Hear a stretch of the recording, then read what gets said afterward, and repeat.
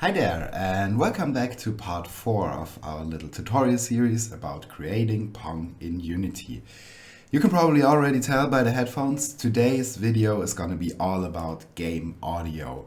So we're going to create a few simple sounds, compose some music, and in the second half of the video we're going to implement all of this in Unity.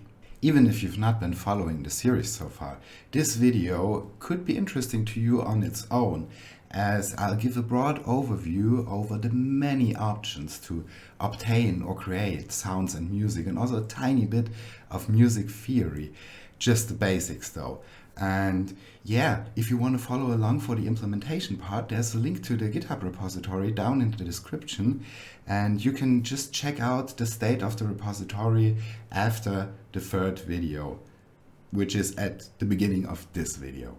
Audio is just such an important part of the whole gaming experience, and I feel like, especially in smaller games and game jam games, it often gets neglected a bit or pushed all the way to the end as an afterthought or as something optional.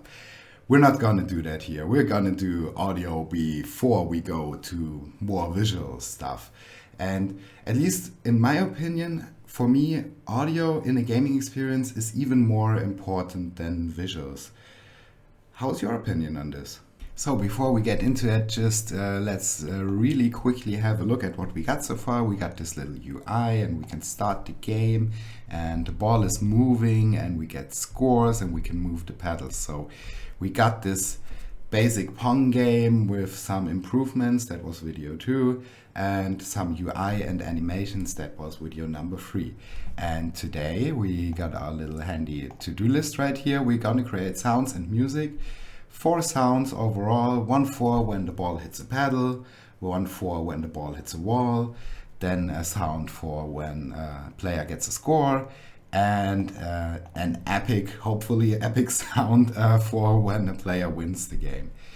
We're going to create some simple music that just keeps playing in a loop, and we're going to implement all of this in Unity, and then we're going to create a little volume slider UI so that the player and we ourselves can adjust the volume of the music. By the way, while developing, it can be a bit annoying to hear the same sounds and music over and over again, so here's a little mute audio button. So just tick this on and off if you want to hear or not hear audio at all.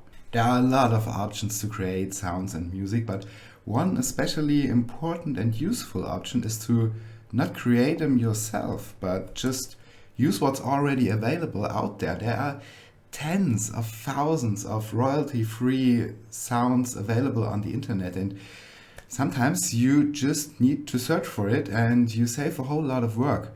Okay, you also save a whole lot of fun making it yourself, but you know, that's something you have to balance out sometimes. And yeah, I'm gonna leave a link to this GitHub repository down in the description. It has a list of game resources, and there's also quite a few links to websites where you can get free sounds and use them in your game. You can also just Google something like royalty-free game sounds and you get a lot of stuff, or royalty-free music. Also, there's so much available out there, and it's highly likely that you find something that fits your game. I'm just gonna give you a quick example of one of the websites that was listed here, and that is freesound.org. It's one of the more popular ones. And yeah, let's just search for Pong right here, and here we get a list of more than 500 sounds alone. So it's pretty likely that we're gonna find one that matches what we're looking for.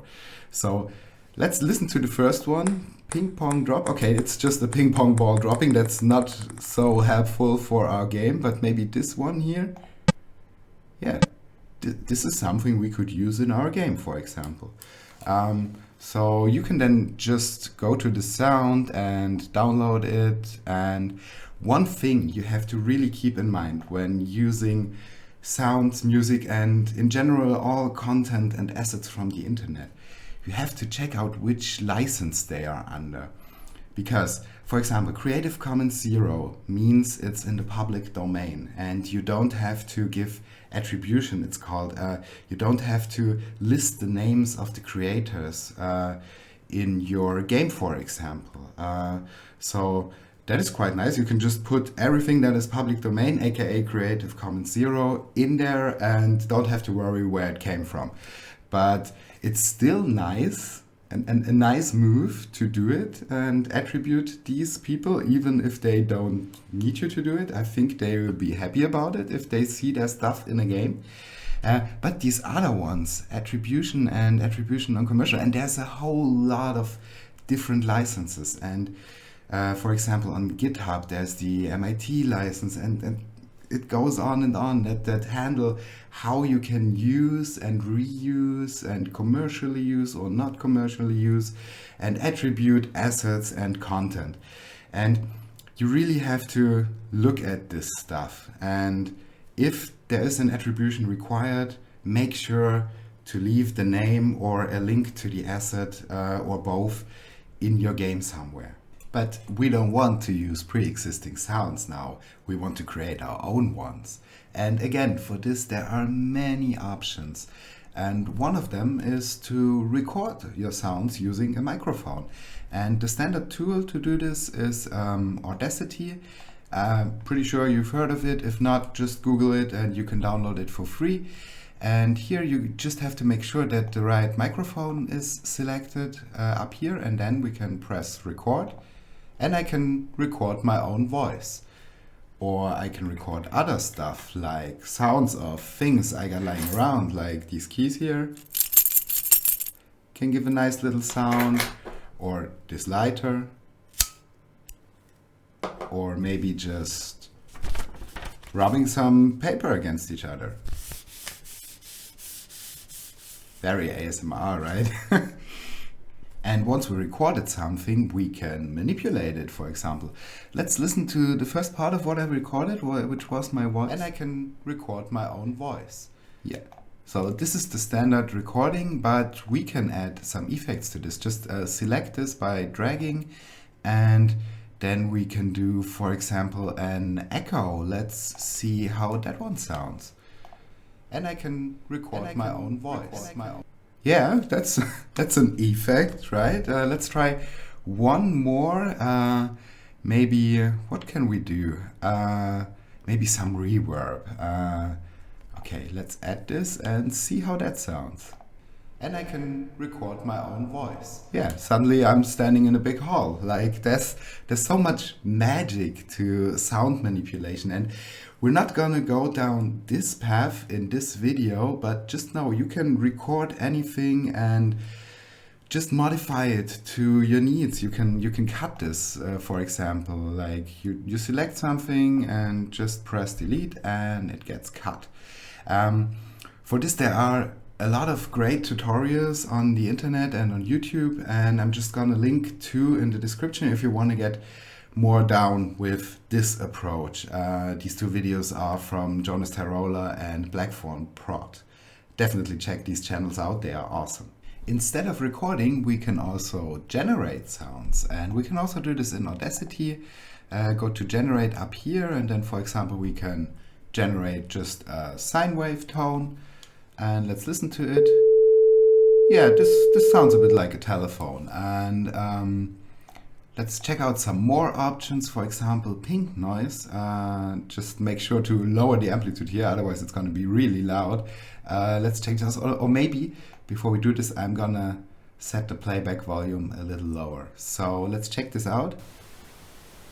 Yeah, this could be the sound of rain, for example. There are also plugins for Audacity. I got one installed, for example, for fire and explosion sounds, and let's just use the default values here and check out how this one sounds. And yeah, so I think this one sounds like a really roaring fire, and to be honest, in one of my last games I actually used exactly this generator and this sound. So yeah, that's totally a way to go.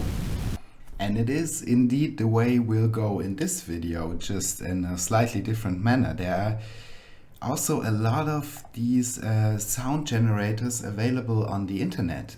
For example, here we have jfxr, and which is the one we're gonna use. There are also quite a few alternatives like bfxr, labchirp, and chip tone, among others. But we're gonna go with jfxr here, and we can generate a tone and adjust a lot of its values here to fine-tune it. There are also a lot of presets here, for example, pick up coin, laser shoot, explosion, power up. So this generates some really cool 8-bit sounding stuff, and yeah, that's exactly what we want for our game. That fits the Pong aesthetic. Alright, let's create some sounds. And what sounds do we need again? For the pedal, the wall, score and win. So let's start with the pedal and the wall. I think they should be quite similar, and I like the hit hurt preset for this. So let's let it do its magic a little bit. So this, I don't like this so much. Yeah, maybe this one for the pedal. Yeah, let's just go with this one. I'm gonna try to go a little bit quicker here. You can, of course, check out a lot of randomly generated sounds and play around with all these values here. So this one is gonna be our pedal sound, and let's see if we can. Yeah, okay, this one is good. Yeah, this is more subtle, a more subtle sound for hitting the wall. So let's take this, and then for the score zone, I think pick up coin is the preset to go, probably. So yeah, maybe this one, or we can try a few ones. Maybe this one. I think it's a little too much, maybe.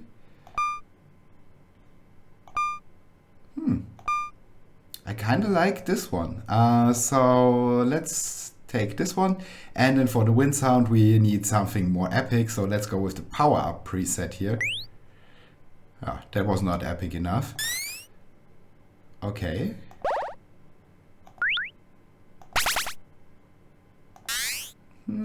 Let's try a few more. Like, you can get really lost in this. Like in game jams, I sit in front of this for a long time and just listen to, for example, random noises. These are especially funny. Like, listen to this. It's really quite random. Yeah.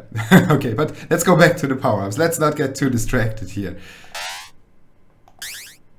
Yeah, this one sounds good, I think. Yeah, okay, let's go with this one. So that's it. We already got our sounds, and I downloaded them in the wrong format. So save is in the jfxr format, but to get it in a format usable by Unity, which is in this case Wave, we need to click export. But thankfully, jfxr keeps a list of all the sounds we created, and we can just go through this. So we can click export on this one. This is our win sound, and then we have pick up coin 8. It's this one. Oh, wow, now that I'm hearing it, it's actually more than the win sound. So let's go maybe with something. Oh no, these are the pick up coin. Okay, we got this one. Okay, this is win. Yeah, okay, that works. So we can go to this one, export it, and hit hurt 2 and 3. So let's export this one and export this one. All right, we got our sounds all downloaded. Let's quickly put them into Unity, and I already created 2 subfolders for our audio folder for music and sounds. And I'm just gonna drag these over from the Explorer, which is on my second monitor. You can see this right now, right into here. And let's give them some better sounds. So let's call this one win, this one score, and which one was which here? We can already see it on the wave, but yeah, this is the pedal, and the other one is the wall. And now we created our sounds and can take this one off the list. Let's continue with music. So once again, and I know I'm saying this a lot in this video, but for creating music there are tons of options out there. You can just start up Audacity again and record yourself playing an instrument or singing. But if you do this via microphone, you might want to check out like some effects like noise reduction and stuff, so that you can have like a clearer audio track in the end. There are tutorials out there where you can check this out. This is way beyond this tutorial, but just know if you can know how to play the guitar, just grab it, sit in front of the microphone, or plug it into your audio interface and record yourself like this. This is totally an option, and it's probably the most, intimate and heartfelt one, I guess. But it can also be quite awkward. So just for your entertainment value, I prepared something. So let's go.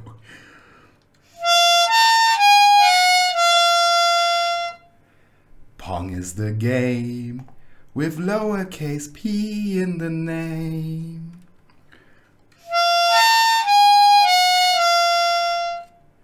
Okay. Yeah, that was awkward, but this is just a little gift to you. I'm pretty damn sure you can do much, much better than this. Speaking of which, I'm sure an AI can do much better than I just did, and this is another option, which is actually quite viable in these days, and especially viable for getting an idea for a new track and work off of that. So we can just Google AI generated game music and just check out one of these. Maybe let's create some music. So here there are a lot of sites out there. So let's go with adventure, fantasy, techno, or maybe cinematic. Okay, no, let's go with techno. Let's be adventurous here and let's create this music. It's gonna take some time.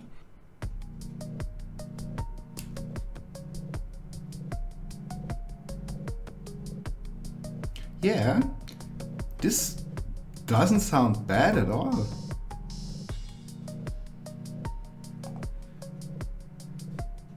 Let's increase the volume a little bit.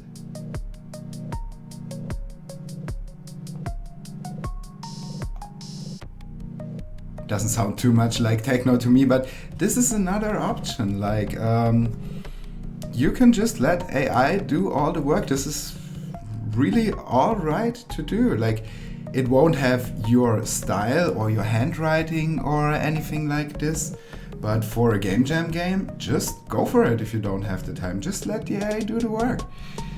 Personally, when I create music though, I mostly use what is called a digital audio workstation, or DAW in short. This is a gigantic piece of software, and there are a lot of them out there. My choice for DAW for many years has been FL Studio. It's just probably the one I first had contact with, and it's also quite cheap for a paid DAW. It's only $100 for the basic version. And you can do so much with a digital audio workstation. I'm not even gonna scratch the surface here. You can use virtual instruments, so-called VSTs, like this one. This is from Spitfire. These are all free. Okay, it's a little quiet, yeah, okay. But this is a great sounding soft piano. I'm just gonna show you like a few others. Like, you can just Google free DAW and then you get some lists. It also lists Audacity, because you can also record stuff with Audacity and have multiple tracks and stuff. The only drawback, I think, or the biggest drawback, is that you can't have MIDI notes. If we go in here into FL Studio, you can see we have this piano roll, and we can say, oh, this is an A, and then we can have a D and then a B. And this is not so easy to do in Audacity, let me tell you. A friend of mine once tried that for a game jam, and he succeeded, but it was a lot of work.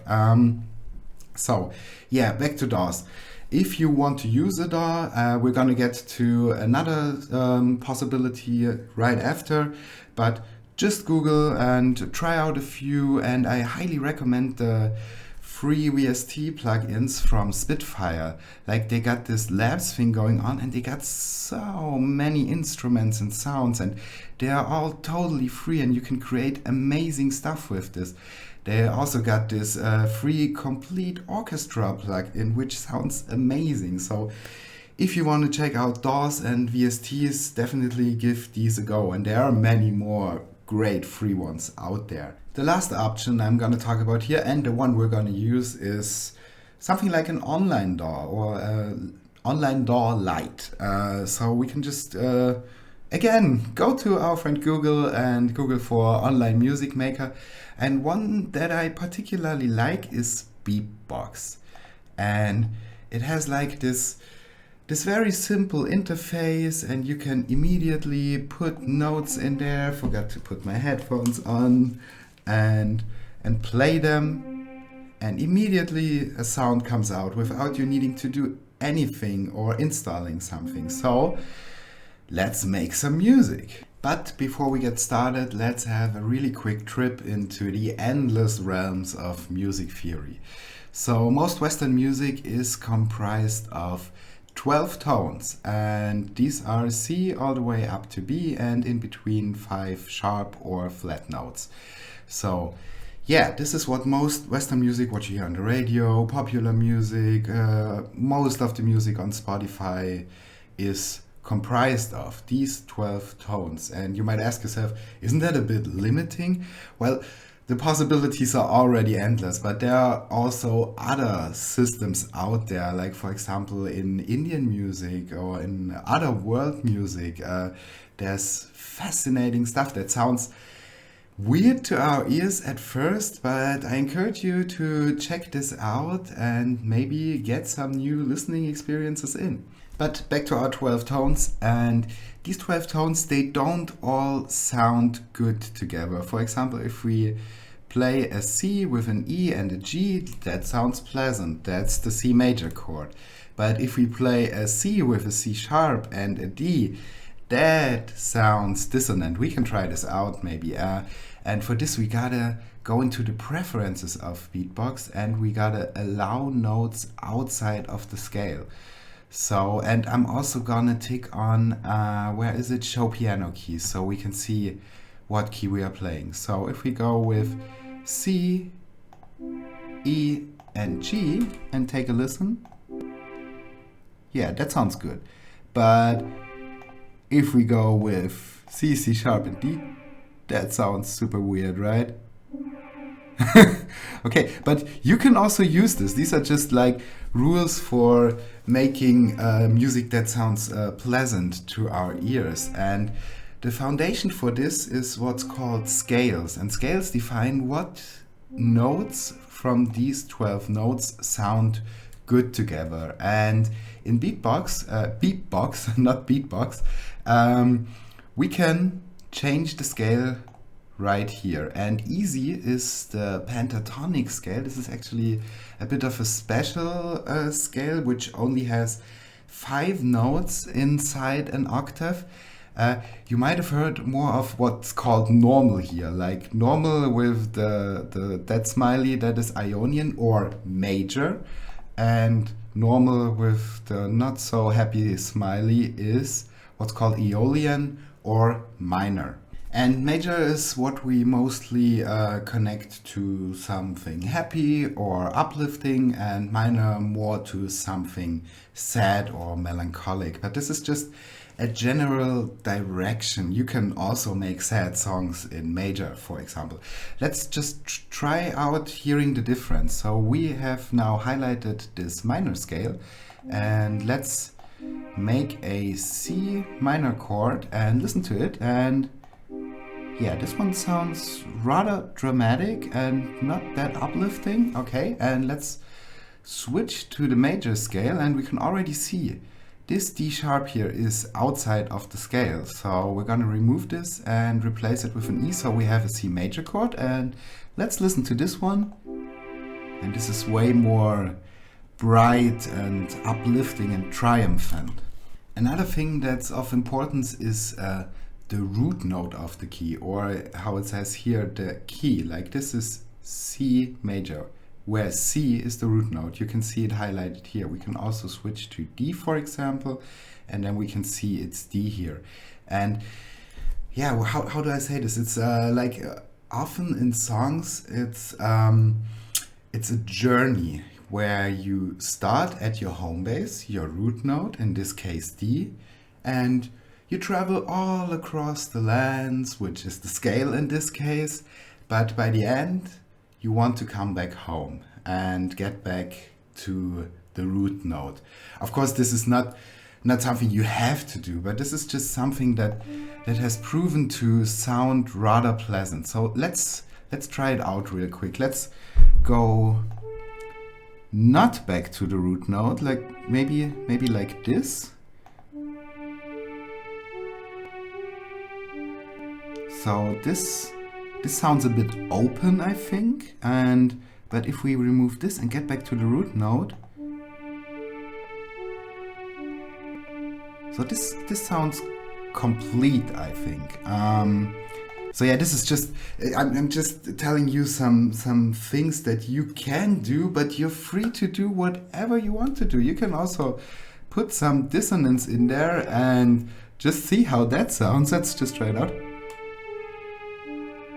That's also cool. Like, yeah, these are just some ground rules, but if you stick to the scale, you know it's always gonna sound pleasant in a way. So let's make some actual music now, and I'm trying to keep this short, but I might fall into this rabbit hole because when I'm making music, and I'm sure you're gonna feel this too, you can spend a lot of time with this.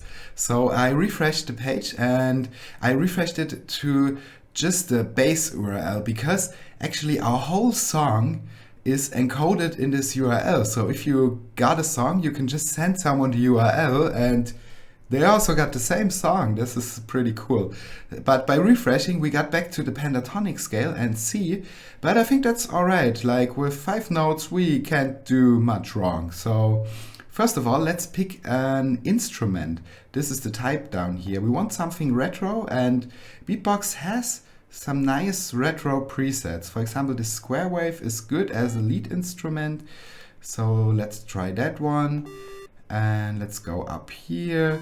I'm just gonna draw some notes in that fit the scale. And I'm not gonna go back to the root note at the end right now. Let's listen to this for now.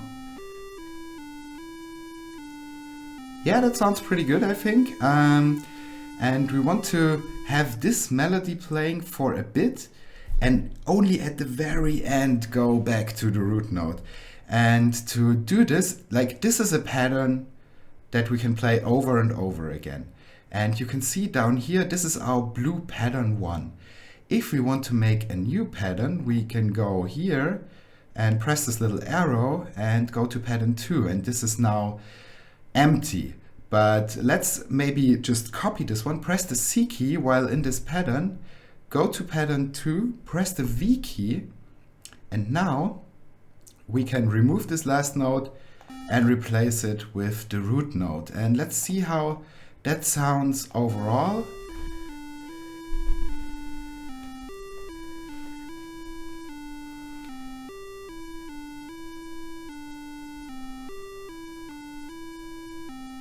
Yeah, it sounds like an ending, right? So coming back home to the root note.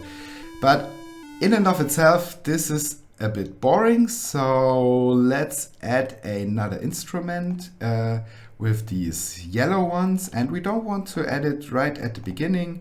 Let's start here, and once again we're gonna use one of the retro presets, and let's go with Sawtooth Lead 2, and let's also start at C. And let's keep these a little longer and make these go down because the melody goes up. If this one goes down, that's a nice contrast.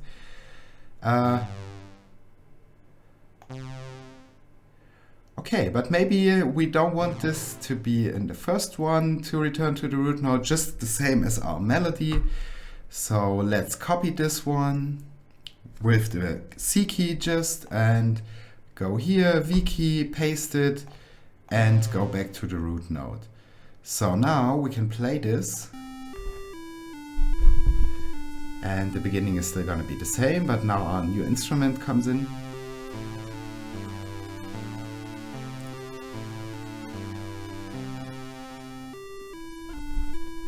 Okay, we could go much further than this, but for the sake of brevity, and you can totally do this, I encourage you to write way longer music than this, because such a short loop, it's gonna be annoying very quickly. Like we could do like 4 more and add some more variation, maybe add a little bass underneath, but just for the sake of the length of this video, I'm gonna stop it right here. I have a confession to make. I couldn't stop, but I made it off recording, so I just added 4 more bars and a little melodic variation and a little variation in the sawtooth and yeah, a little bass. So I'm gonna leave the link to this one in the description if you want to check it out, and you can also just use this for yours, but I highly encourage you to write your own awesome songs. So now we gotta get this file, and for this we're going to go to File and just Export Song, and we're just gonna call this Awesome Pong Soundtrack, and you want to uncheck outro here, I think, otherwise it's gonna add a lot of silence. So we can export this now, and it's gonna download the MP3. And if we go into Unity, we can, let me just quickly go to my downloads folder. We can drag this in here, and let's see. Yeah, this seems like the right length. So we just created some music, and so we can tick this off the list and implement this next. But first, I want to show you something real quick. Yeah, I almost forgot. Like, you can use this BeepBox tool. Let's demonstrate it right here. Also for sound design, or maybe I'm just gonna make a new one here. Like, you can put in a note and then at some point click and drag this one, or maybe we're gonna do it right at the start. We're gonna go like all the way up, and now we're gonna go to this position and see how that sounds. That's also a sound effect, if you ask me, and there's so much available here. Like, you can also do crazy stuff with this, and combined with an export and then some effects in Audacity. Whoa, I can't imagine what you will come up with. Alright, let's finally hop into Unity, and implementing the music is quite straightforward. We are just gonna create an empty game object and call this AS Music. AS stands for audio source in this case, and we're gonna add just enter audio here, or audio S, and we're gonna add an audio source here. And an audio source is how Unity plays sounds. And we can tell it to play on awake, so straight away without us needing to tell it to, and we can just drag in our music right here, and it's also supposed to loop, and that is all we have to do. Now we can hit play and we can hear our sound. That's easy, right? Just let's wait for it to loop, because sometimes when it loops, there's a bit of clipping. I just want to hear if this is the case here.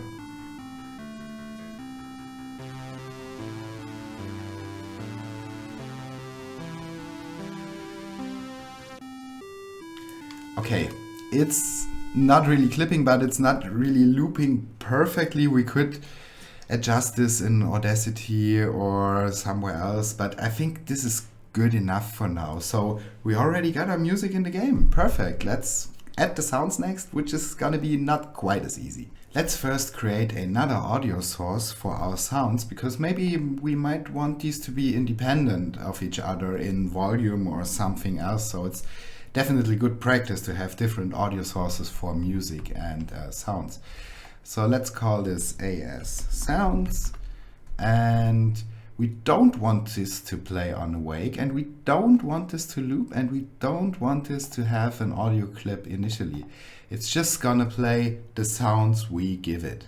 Next up, let's create a new script to handle the game audio, and we're just gonna create a new C# script and call this one Game Audio. And oh, it already opened up Visual Studio. Okay, but we want to open up this class, And I'm just gonna copy paste this code in because this is a lot of the same code. So what do we need? We need a reference to our audio source as to be able to play the sounds. Then we need references to all our audio clips. This is pedal clip, score clip, wall clip, and wind clip. And yeah, then we need methods to play these sounds from outside. We could just say from the outside, we could access this public audio source and play this clip, but it's much cleaner to have methods for these. So we have one little small method for each sound to play it, and play one shot means it just fires and forgets. So we play the sound and we don't loop it, and after it is finished, it is finished. So let's go back into Unity and assign this game audio script on our game manager. And now we can assign these references. So the audio source right here, then the wall sound, the pedal sound, the score sound, and the wind sound. Save the scene. Yeah, that's something I forgot in the first video. I always hit Control S when working in Unity or in Visual Studio. Sorry that I'm only telling you this right now. This was so second nature to me. Just hit Control S to save the scene or the script files whenever you can think of it. Like in this case, you see changes in a script with this little asterisk right here. And then you can press Control S and it's gonna be saved. So this is what I'm doing all the time. And once again, sorry, I'm only telling you this now. So now we got these sounds and methods and we need them to be accessible from the outside. How do we do this? We already got our game manager as a singleton, so we can reach it from everywhere in the code. So let's just create, similar to this game UI, a reference on the game manager for the game audio. And call this one game audio and hit save again and back into Unity, and we can just assign this on the game manager. And now via the game manager, which is a singleton, we can access this game audio script from everywhere. So now all we got to do is call these methods on the game audio class. And where do we do this? Well, in several places in the code. So first of all, let's open the ball script again, and we got this on collision enter 2D method. And we already got the pedal right here. So this is each time we hit the pedal. And then we're going to call game manager.instance.gameAudio and then play pedal sound. This is the place for the pedal sound. And yeah, the other ones, the wall sound. So let's go back into Unity, and we don't have a wall script yet. So we cannot really tell if a wall is actually a wall. So let's just create one, and this one can just be empty. We are just gonna add this to our wall prefab, and then inside the ball script, back inside it, we can copy all this code for the pedal and make it about the wall. So we're gonna go wall equals collision collider, get component wall, and if wall, then game manager, game audio, play wall sound. And we don't want the speed to be multiplied. Like, you could do something else here, and we're gonna spawn a little effect here later in the next video. But for now, all we gotta do is play this wall sound. Now we also want to play the score and wind sounds, and for this we're gonna go into our game manager. And we got our onScoreZone reached method. This seems like the right place to play the score sound, right? But not quite, because there's one thing to keep in mind. We also call check win, and we also want to play the wind sound. What we don't really want, or do we want it? You might differ in this, but I don't want the wind sound and the score sound to play at the same time. So if a player wins, I don't want the score sound to play, but it's checked at the same time. So we will call these methods, and now we don't have to go through GameManager.instance because we are inside the GameManager instance. If the winner ID unequals null, that means we have a winner. Then we play the win sound. And if it's different, and this is always called from the score zone reached method, so we can always tell that whenever we get into this else case, then we can call the score sound. So play score sound right here. Back inside Unity, let's see if all of this works.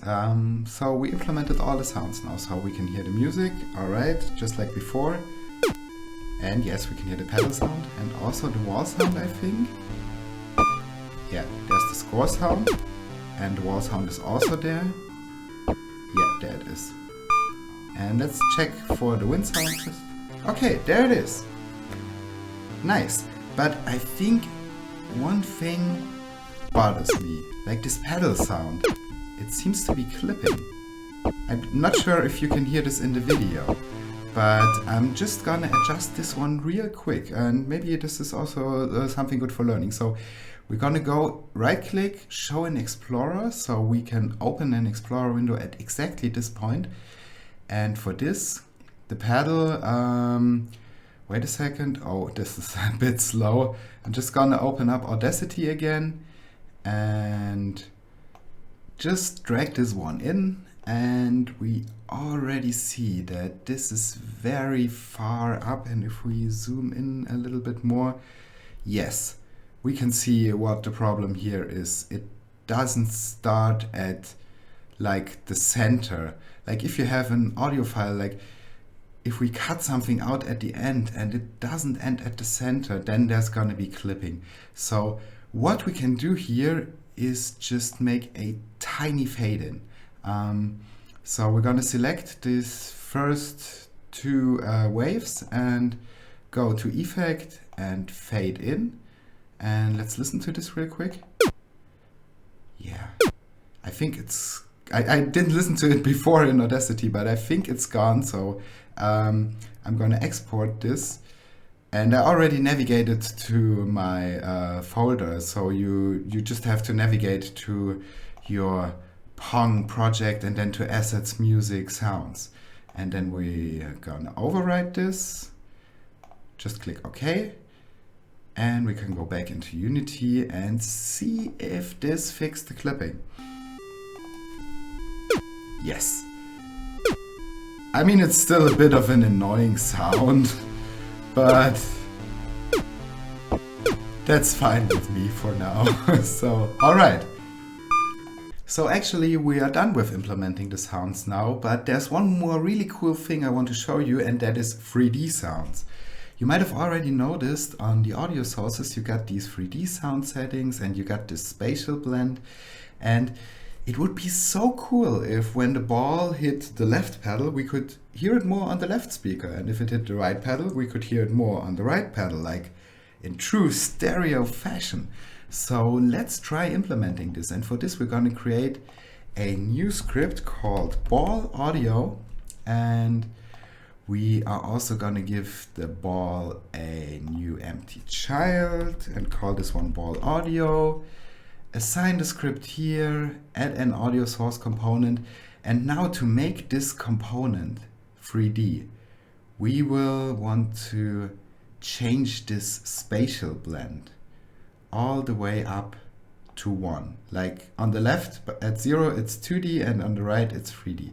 And then for the sounds to be, you can hear them at the distance. Like there are these parameters, min distance. This means up to this distance the sound is played in full volume. I tried this out before and I think 4 is probably a good volume, and then it falls off up to the max distance, and we can change here if it's gonna fall off in a logarithmic fashion or in a linear fashion.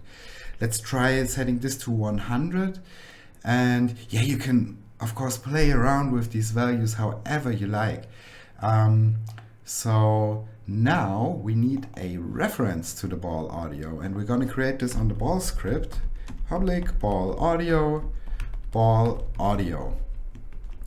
And now I'm pressing F12 to open this one up, and yeah, what do we do in here? We actually do exactly the same as in our game audio.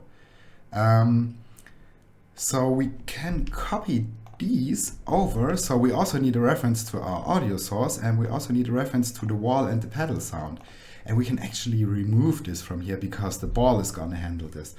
Like, we are letting the ball handle this because the ball is moving in 3D space, and the audio source needs to be at exactly the place where the ball is.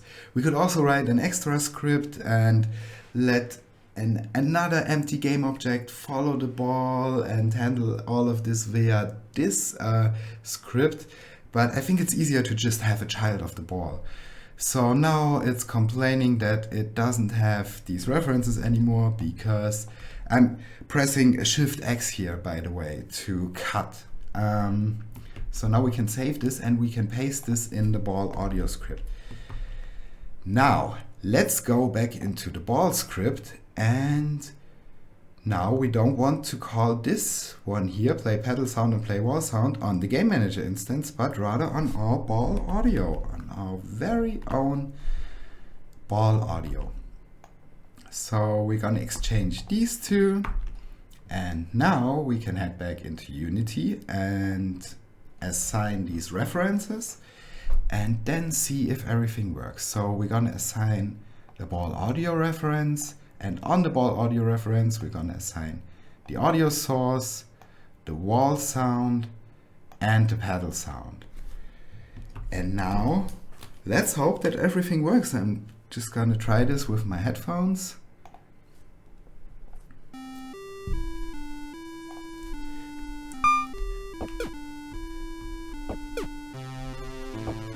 Yeah, so I hope you can hear this too, but it's definitely like on the right and the left side. So you can play around with these values even more, but I think that's pretty nice. Like, this is how you can do 3D sounds. And with that, we have implemented the sounds and the music. And there's only one thing left today, and that is implementing a little volume slider.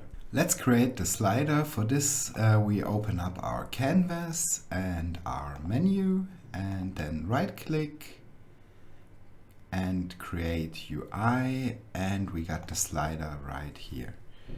So let's call this one volume slider, and we're gonna move it down a bit, maybe to -320.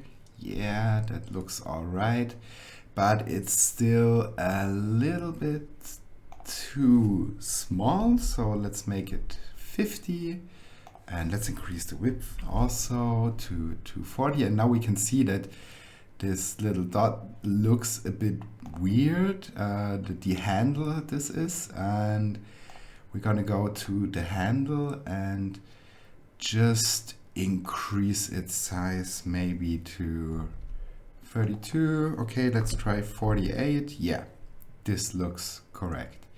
So now on our slider we want to have a little label that says what it actually does. So let's call this one label, and let's call it volume. And now we want to have this centered, and we move it up a little bit. So maybe around, yeah, 30, 36 is good.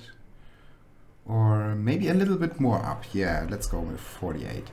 And we will also have a little text that is gonna show us the value, like something like 100%. And we're gonna move this on the other side, -48. So we can set this volume slider to an initial value. So min value 0 and max value 1 is good. We don't want whole numbers because then we could only set it to 0 or to 1, but we want it to have values in between. And we're gonna set its initial value to 1. Next up, let's code the logic for this. And for this, we're gonna go into our game UI script, and we're gonna create another Text Mesh Pro UGUI, and this is gonna be the reference to our volume value text, so that we can change it from 100% to 80% and all the other values. And then we have to create a method that we can call whenever the slider value changes. And I'm gonna paste this in, and this is called onVolumeChanged, and it needs to have this parameter called value. This is the value of the slider. And if you remember, it's between 0 and 1. So then we can call audio_listener.volume. This is like the global volume of our audio listener. By the way, this audio listener, it is on our main camera, if you wondered. So this is where we listen to audio. So back into the game UI script. So we set, this is also a value between 0 and 1. So it's good that we get passed in a value between 0 and 1. But we also want to adjust this volume value text, and we want this one to be between 0 and 100%. So what we got to do, we again use this dollar notation so that we can have variables in these curly brackets, and we're going to get this value, multiply it by 100. So for example, 0.8 becomes 80. We're gonna round this to an integer, because otherwise it's gonna display something like, if it stays a float, then it's gonna display values like 80.12345, and we don't want a long number like that. So we round it to integer, and we gonna just set this percentage sign at the end. So now all that's left for us to do is to hop back over to Unity and hook everything up. So on the canvas where we have our game UI component, we are gonna assign this volume value text, and on the volume slider, like on the button we had before, if you remember, we have this onValueChanged, and we can add an event here. Let's drag in our canvas object, and then on the game UI component we can say onVolumeChanged, and you can see these ones down here, static parameters, these are the ones that we cannot call with our float value. But this one, dynamic float, it gives this method the float value, the value of the slider. So now, if we press play, and we can hear everything on full volume, and if we turn it down, it gets more quiet, all the way to 0. And the text also updates. Awesome. So yeah,